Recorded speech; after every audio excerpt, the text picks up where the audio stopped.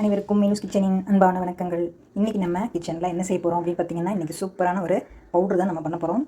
அதாவது என்னென்னா, energy drink மாதிரி ப்ரீமிக்ஸ் பவுடர்னு சொல்லிட்டு நம்ம வந்து உடனடியாக தண்ணியில் போட்டு குளுக்கோஸ் மாதிரி போட்டு குடிக்கக்கூடிய லெமன் ஜூஸ் பவுடர் தான் நம்ம பண்ண போகிறோம். இதுக்கு பார்த்திங்கன்னா, இப்போ அந்த டேங்க்னு ஒரு பவுடர்லாம் வருது இல்லையா, அதெல்லாம் தண்ணியில் ஒரு டம்ளர் தண்ணி எடுத்து ஒரு ஸ்பூன் பவுடர் போட்டு 2 ஆத்தாத்திட்டு அப்படி நம்ம ஸ்பூனை போட்டு கலக்கிட்டு அப்படி குடிச்சிக்கலாம். அதே மாதிரி இப்போ நம்ம குளுக்கோஸ்லாம் குடிக்கிறோம் இல்லையா, அதே மாதிரி இந்த லெமன் ஜூஸ் பவுடர் நம்ம ரெடி பண்ணிக்கலாம். இதுக்கு வந்து நான் ஒரு 10 எலுமிச்சம்பழம் எடுத்திருக்கேன்.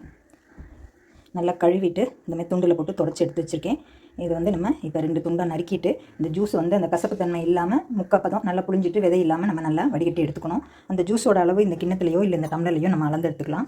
அதை அளந்துட்டு அதில் 1க்கு 3 பங்கு நம்ம சீனி சேர்க்கணும். நான் இப்போ மொத்தமாக எடுத்து வச்சுருக்கேன், ஒரு 1/2 கிலோ பக்கம் எடுத்து வச்சுருக்கேன். நம்ம ஜூஸை வந்து அளந்துட்டு நம்ம வந்து சர்க்கரை சேர்த்து பண்ணிக்கலாம். இப்போ இது பழத்தையெல்லாம் 2ஆக நறுக்கி நம்ம ஜூஸ் எடுத்துடலாம். அதாவது பார்த்திங்கன்னா, இப்போ நான் இந்த கிண்ணத்தில் வந்து ஜூஸ் அளந்து எடுத்தேன்னா இதனால் 1க்கு 3 பங்கு நான் சர்க்கரை சேர்க்கணும்னு சொல்லியிருக்கேன். அதனால் இப்போ இது வந்து ஜூஸோட அளவுன்னு வச்சுக்குவோம். இந்த அளவுக்கு நான் 3 பங்கு சர்க்கரை எடுக்கணும். அப்போ இந்த 1 பங்கு வந்து அப்போ அந்த கிண்ணம் வந்து ஈரமாயிட்டால் நமக்கு சர்க்கரை கூட இதுவாக இருக்கும் இல்லையா, அதனால் இந்த அளவு சர்க்கரை இந்த டம்ளரில் எவ்வளோ கொள்ளுதுன்னு நம்ம பார்த்துக்கலாம். இது வந்து ஒரு தட்டில் அப்படி நம்ம வச்சுட்டு இந்த டம்ளரில் இதை கொட்டி நம்ம அளந்துக்கலாம். எவ்வளோ இருக்குதுன்னு பார்த்துக்குவோம். கோபுரமாக இருக்குது பாருங்கள், கோபுரமாக இந்த டம்ளரில் 1 டம்ளர் இருக்குது. இதுதான் நமக்கு கணக்கு. இப்போ இதை அப்படி நம்ம வச்சுக்கலாம். இது மாதிரி நம்ம 3 பங்கு போடணும். டம்ளரில் 3 டம்ளர் போடணும். அந்த ஜூஸ் இந்த கிண்ணத்தில் எந்த அளவு இருக்கோ அதை பார்த்துட்டு நம்ம அளந்துக்கலாம். இப்போ இந்த பழத்தையெல்லாம் நம்ம நல்லா அந்த மாதிரி கைனால் உருட்டி கசக்கிக்கணும். அந்த மாதிரி கசக்கலாம் பழமும் நல்லா ஜூஸு நல்லா கசிஞ்சு வரும். அப்போ நமக்கு நறுக்கி புளியறதுக்கும் கொஞ்சம் ஈஸியாக இருக்கும். ரொம்ப டைட்டாக இல்லாமல் எதுவாக இருந்தாலும் இந்த மாதிரி ஜூஸ் எடுக்கிறதா இருந்தால் இந்த மாதிரி ஒரு உருட்டிட்டு சாத்துக்குடியோ அந்த மாதிரி இருந்தாலும் இந்த மாதிரி நல்லா உருட்டி எடுத்துக்கலாம். அப்போ நல்லா அழுத்தம் கொடுத்து உருட்டும் போது அந்த ஜூஸும் நல்லா கசிஞ்சு வரும், விதையும் வெளியில் எடுக்க வந்துடும்.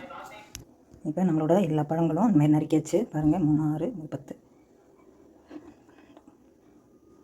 12 பழம் நறுக்கிட்டேன் பாருங்கள். 1, 2, 3, 4, 5, 6, 7, 8, 9, 10 பழம் 10 பழம் நறுக்கியாச்சு. இப்போ அதை வந்து நம்ம வந்து இந்த வடிகட்டியில் ஜூஸை புழிஞ்சுக்குவோம்.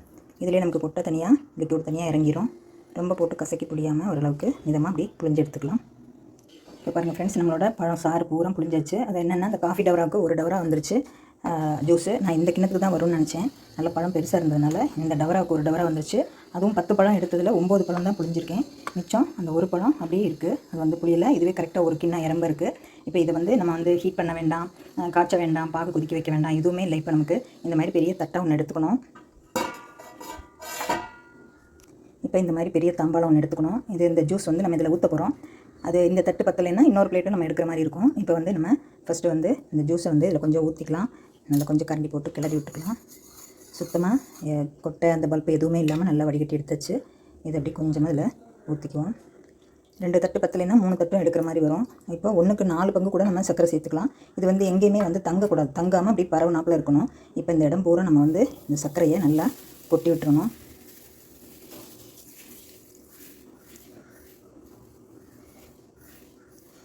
இந்த தண்ணி இருக்கிற இடம் பூரா நல்லா கொட்டி ஸ்ப்ரெட் பண்ணி விட்டுறணும். அப்படி இன்னும் பத்தலைன்னா இன்னும் கொஞ்சம் கூட நம்ம சேர்த்துக்கலாம். திருப்பி இந்த டம்ளரில் அளந்து வச்சுருக்கிறதையும் நான் வந்து ஒரு அளவுக்காக சொன்னேன். பார்த்திங்கன்னா, நம்ம இப்போ டவரால் எடுத்ததுனால 3 டவராக்கு 3 டவரா கூட நம்ம போடுற மாதிரி வரும். இப்போ இதை எப்படி நம்ம வந்து நல்லா இதை தூவி விட்டுருவோம்.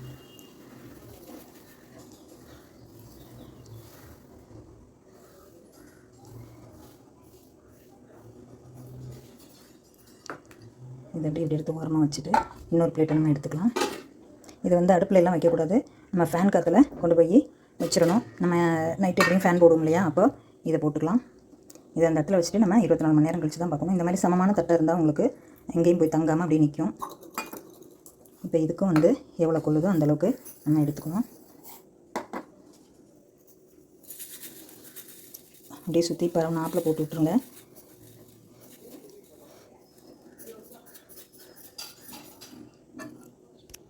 இப்போ நம்ம ஜூஸ் இருக்கிற இடத்துலாம் சர்க்கரையை போட்டாச்சு. சும்மா அப்படி சர்க்கரை வந்து கரைஞ்சிடாமல் சும்மா அப்படி ஜென்டிலாக அப்படி லேசாக பரவி விடுங்க. இதேமாரி இந்த பக்கமும் நல்லா பரவி விட்டுட்டு இதில் கரைஞ்சிடாமல் நல்லா ஃபேன் காற்றுல வச்சிடணும். இப்போ நம்ம 2 தட்டு ஃபுல் பண்ணியாச்சு. இப்போ 3ஆவது தட்டும் எடுத்திருக்கேன். அதிலே நம்ம இப்படி ஊற்றிக்கலாம் ஜூஸை. இன்னும் கொஞ்சம் கூட இருக்குது. இப்போ பார்த்திங்கன்னா, நான் சர்க்கரை வந்து 600 கிராம் சர்க்கரை எடுத்திருக்கேன். முதல்ல உள்ளதுக்கு 400 கிராம் போயிடுச்சு. இப்போ மறுபடியும் அதாவது 4 ஆளாக்கு எடுத்திருக்கேன். 4 கப்பு எடுத்திருக்கேன். 600னா 1/2 கிலோவுக்கு 100 கிராம் கூட எடுத்திருக்கேன். 3 கப்பு சொன்னேன், இப்போ 4 கப்பு போட்டிருக்கேன். கொஞ்சம் அப்படி அது வந்து கரையாமல் அப்படி பார்த்துக்கோங்க.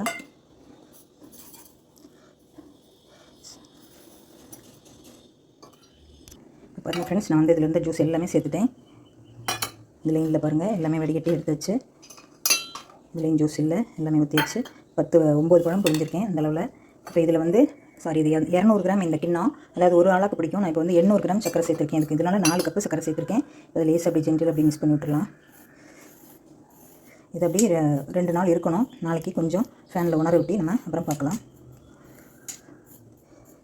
இந்த சக்கரை மட்டும் இதில் கரைஞ்சிடாமல் இருக்கணும், அவ்வளோதான்.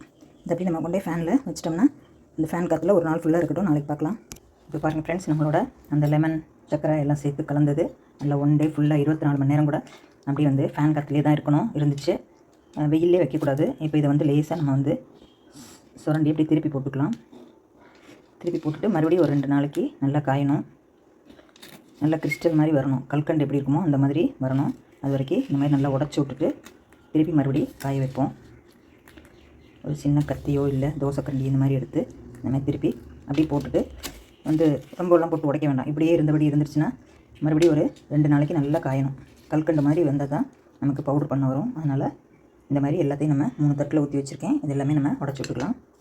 இப்போ இந்த மாதிரி நல்லா கலந்து திரட்டி விட்டாச்சு. திருப்பி நல்லா 2 நாள் காயணும். காஞ்சதுக்கப்புறம் நம்ம பார்க்கலாம்.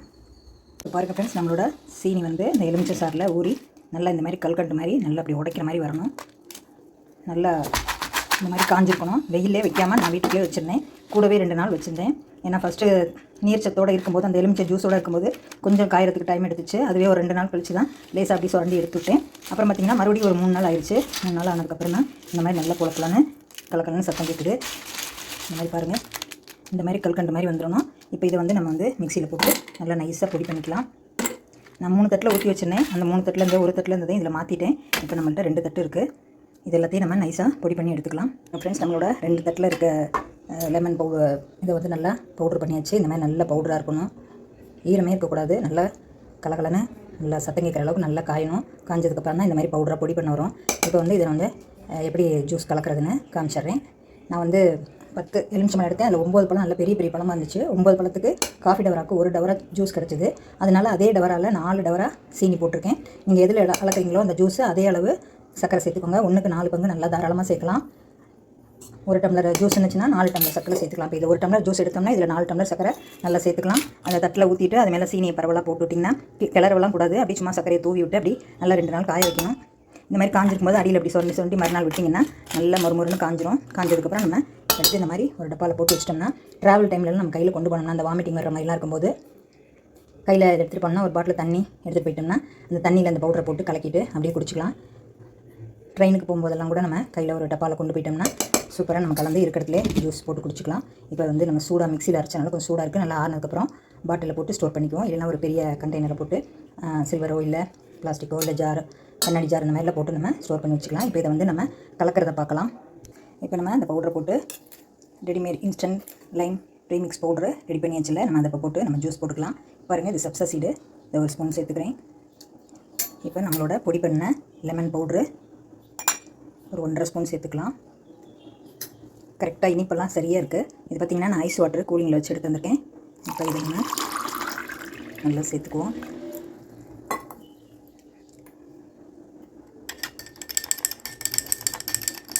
டக்குன்னு உடனே நம்ம லெமன் ஜூஸ் ரெடி பண்ணியாச்சு. இல்லைன்னா லெமன் புளிஞ்சு சீனியை போட்டு அது கரைஞ்சி அதுக்கப்புறம் நம்ம கொட்டையெல்லாம் எடுத்து ரெடி பண்ணுறதுக்கு கொஞ்சம் லேட் ஆகும். இந்த மாதிரி ஒரு நாள் மெனக்கெட்டு இந்த மாதிரி பண்ணி வச்சிட்டோம்னா நம்ம எப்போ வேணாலும் குடிச்சிக்கலாம். இது கொஞ்சம் நல்லா மிக்சியில் பொடி பண்ணனால கொஞ்சம் நல்லா ஆறுனதுக்கப்புறம் டப்பாவில் போட்டு வச்சுக்கோங்க. இப்போ நம்மளோட சூப்பரான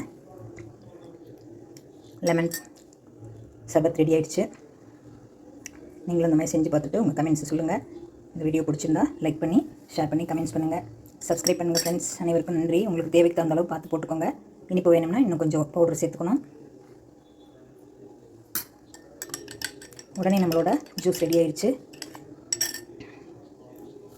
ஓகே ஃப்ரெண்ட்ஸ், நீங்களும் இந்த மாதிரி செஞ்சு பாருங்கள். செஞ்சு பார்த்துட்டு உங்கள் கமெண்ட்ஸை சொல்லுங்கள். இந்த வீடியோ பிடிச்சிருந்தா லைக் பண்ணி ஷேர் பண்ணி கமெண்ட்ஸ் பண்ணுங்கள். சப்ஸ்கிரைப் பண்ணுங்கள் ஃப்ரெண்ட்ஸ். அனைவருக்கும் நன்றி.